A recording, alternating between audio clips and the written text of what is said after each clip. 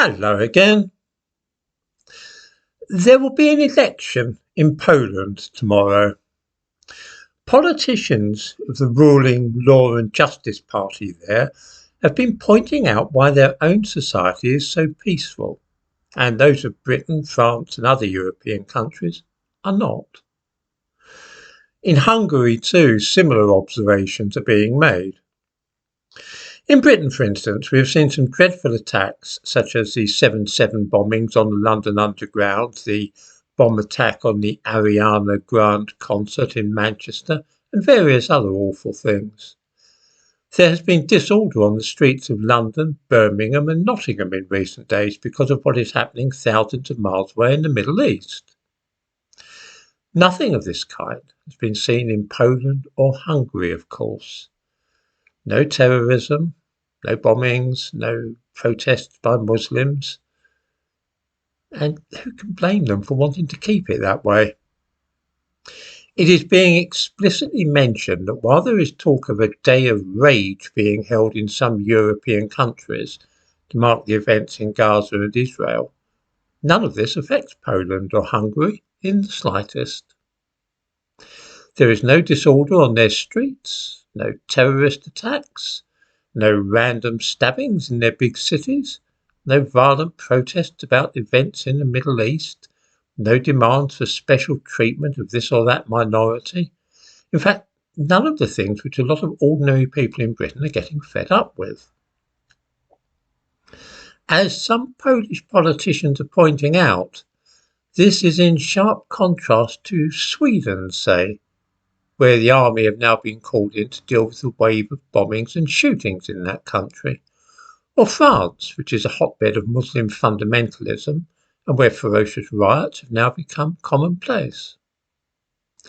Witness the fighting this week between the police and crowds of Muslims who are determined to display Hamas flags and insignia on the streets of the French capital. The difference is, of course, that whereas Britain, France and Sweden have large populations of various ethnic minorities, Poland and Hungary do not.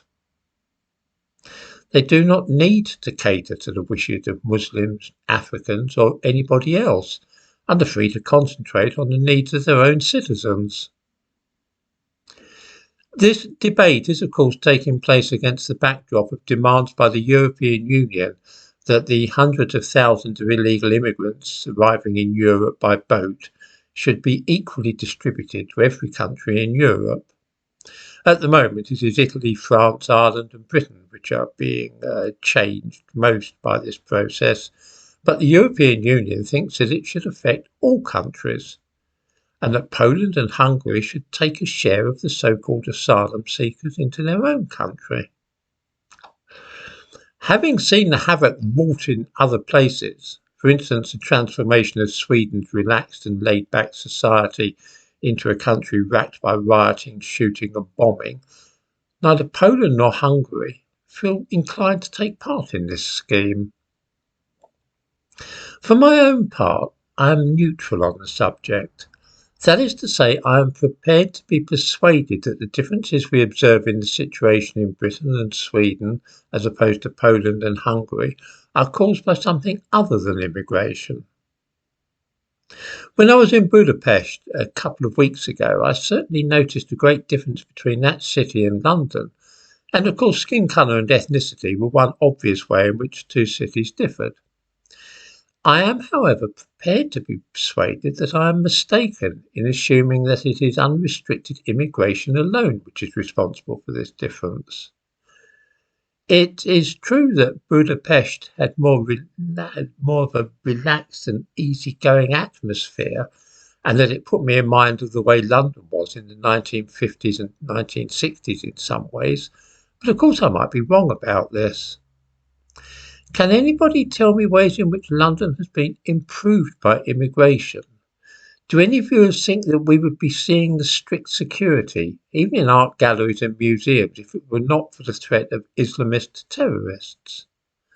How come I can walk into a museum in Budapest without having my bag searched, But at the British Museum in London, I have to queue up and pass through a tent full of uniformed security guards as though it were an airport or something. Why is that a thing here, but not in Warsaw or Budapest?